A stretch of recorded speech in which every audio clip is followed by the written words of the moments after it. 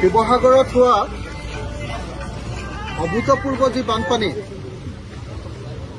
সেই শিৱসাগৰত হোৱা বানপানী, চৰাইদেউ আৰু যোৰহাটত হোৱা অভূতপূৰ্ব যি মহাপ্ৰলয়, সেই মহাপ্ৰলয় সন্দৰ্ভত আজি যি অনশনৰ কাৰ্যসূচী গ্ৰহণ কৰিছিলোঁ, সেই অনশনৰ কাৰ্যসূচীৰ পৰা অসমৰ মাননীয় মুখ্যমন্ত্ৰী শ্ৰীযুত হিমন্ত বিশ্ব শৰ্মা ডাঙৰীয়ালৈ এখন স্মাৰকপত্ৰ আৰু ভাৰতবৰ্ষৰ মাননীয় প্ৰধানমন্ত্ৰী শ্ৰীযুত নৰেন্দ্ৰ মোদী ডাঙৰীয়ালৈ আন এখন স্মাৰকপত্ৰ আমি প্ৰদান কৰিছোঁ।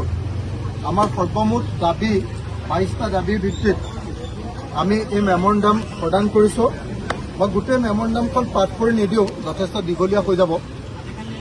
আজি আমাৰ মেমৰেণ্ডাম গ্ৰহণ কৰিবলৈ জিলা প্ৰশাসনৰ তৰফৰ পৰা আমাৰ বাইদেউ আহিছে, গতিকে মই মেমৰেণ্ডামখনৰ মূল কথাকেইটা আপোনালোকৰ সন্মুখত কৈ দিব খুজিছোঁ। আমি হিমন্ত বিশ্ব শৰ্মা ডাঙৰীয়া মুখ্যমন্ত্ৰী আৰু নৰেন্দ্ৰ মোদী ডাঙৰীয়ালৈ প্ৰদান কৰা দুখন মেমৰেণ্ডাম, এখন অসমীয়াত আৰু এখন ইংৰাজীত। এই মেমৰেণ্ডামত আমি যি 22টা দাবী উত্থাপন কৰিছোঁ, তাৰ মূল কথাকেইটা 4টা। 1 নম্বৰ, অসমৰ এই গোটেই মহাপ্ৰলয়টোক ইমিডিয়েটলি এটা নেশ্যনেল ডিজাষ্টাৰ বা নেশ্যনেল কেলামিটি হিচাপে ঘোষণা কৰিব লাগে, যাতে প্ৰকৃত অৰ্থত ক্ষতিগ্ৰস্ত পৰিয়ালবিলাকে প্ৰকৃত ক্ষতিপূৰণ লাভ কৰিব পাৰে। তাৰ কাৰণে অসম চৰকাৰ আৰু ভাৰত চৰকাৰৰ ওচৰত আমি দাবী উত্থাপন কৰিছোঁ। দ্বিতীয় দাবীটো আমি উত্থাপন কৰিছোঁ যে এই ঘটনাটো কিয় এনেকৈ সংঘটিত হ'বলৈ পালে। অসমৰ মুখ্যমন্ত্ৰী ডাঙৰীয়াই কৈছিলে যে ক্লাউড ব্ৰাষ্ট হোৱাৰ কাৰণে, ডাৱৰ বিস্ফোৰণ হোৱাৰ কাৰণে এই ঘটনা সংঘটিত হৈছে, অথচ IMD-য়ে ইণ্ডিয়ান মেট্ৰলজিকেল ডিপাৰ্টমেণ্টে কৈছে যে কোনো ধৰণৰ ক্লাউড ব্ৰাষ্ট হোৱা নাই। ক্লাউড ব্ৰাষ্ট হ'বলৈ হ'লে 1 ঘণ্টাত 100 মিলিমিটাৰ বৰষুণ হ'ব লাগিব এটা ঠাইত, সেইটো ক্লাউড ব্ৰাষ্ট বুলি কয়। আৰু তেওঁলোকে দেখুৱাইছে যে সেই সময়ত আচলতে নাগালেণ্ডত 24 ঘণ্টাতহে 137 মিলিমিটাৰ বৰষুণ হৈছিলে।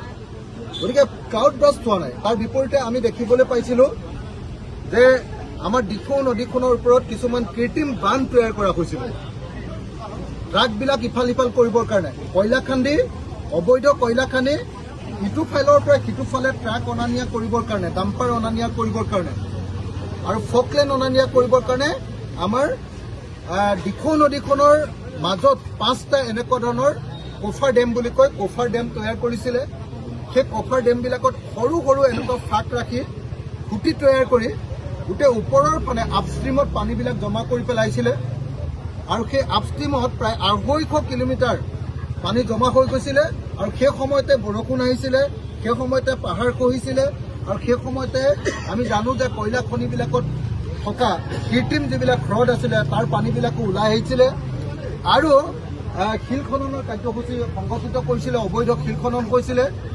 এনেকুৱা প্ৰেক্ষাপটত এই আটাইবিলাক পানী একেলগতে নামি আহি অসমৰ 3খন জিলা চৰাইদেউ, শিৱসাগৰ আৰু যোৰহাটত এক অভূতপূৰ্ব প্ৰলয়ৰ ঘটনা সংঘটিত হৈছিলে, যিটো 1750 চনত অসমত দিখৌ নদীত যিটো প্ৰলয় হৈছিলে তেনেকুৱা ধৰণৰ ঘটনা বুলি অসমৰ ইতিহাসত আমি এনেকুৱা ধৰণৰ ঘটনা পঢ়িবলৈ পাইছিলোঁ। গতিকে এই গোটেই ঘটনাটোৰ ওপৰত এটা CBI তদন্ত ঘোষণা কৰিবৰ কাৰণে আমি দাবী জনাইছোঁ। এইটো হ'ল 2 নম্বৰ। 3 নম্বৰ মূল দাবীটো হ'ল যে যিমান মানুহৰ ঘৰত ক্ষতি হ'ল, প্ৰকৃত ক্ষতি, আৰু যিমান দোকান পোহাৰত ক্ষতি হ'ল, প্ৰত্যেকখন দোকান পোহাৰ আৰু ঘৰত 10 লাখ টকাকৈ ক্ষতিপূৰণ দিব লাগে বুলি আমি আজি দাবী উত্থাপন কৰিছোঁ। এইটো 4ৰ্থ। আৰু 5ম দাবীটো হ'ল যে অকল মানুহৰ ব্যক্তিগত ঘৰ বা দোকান পোহাৰেই ক্ষতি হোৱা নাই, লগতে আমাৰ গোটেই ইনফ্ৰাষ্ট্ৰাকচাৰ, আমাৰ শিৱসাগৰ সমষ্টিটোৰ গোটেই আন্তঃগাঁথনি, যেনেকৈ ৰাস্তা ভাগি শেষ হৈ গ'ল, দলং ভাগি শেষ হৈ গ'ল, নামঘৰ বা ধৰ্মীয় প্ৰতিষ্ঠানবিলাক ভাগিলে, শিক্ষানুষ্ঠান অংগনবাদী কেন্দ্ৰৰ পৰা ইউনিভাৰ্চিটিলৈকে আমাৰ ক্ষতি হ'ল। সেইবিলাকৰ ওপৰত ক্ষতিপূৰণ দিবৰ কাৰণে আমি এই স্মাৰকপত্ৰৰ জৰিয়তে দাবী উত্থাপন কৰিছোঁ। আৰু সেইকাৰণে আজি আমাৰ এই 2খন স্মাৰকপত্ৰ, এখন সন্মানীয় হিমন্ত বিশ্ব শৰ্মা ডাঙৰীয়াৰ কাৰণে আৰু এখন সন্মানীয় নৰেন্দ্ৰ মোদী ডাঙৰীয়াৰ কাৰণে, প্ৰধানমন্ত্ৰী আৰু মুখ্যমন্ত্ৰীৰ কাৰণে 2খন স্মাৰকপত্ৰ আমি বাইদেউৰ জৰিয়তে আগবঢ়াই দিছোঁ। মই লগে লগে সকলোকে হাত তালি বজাবৰ কাৰণে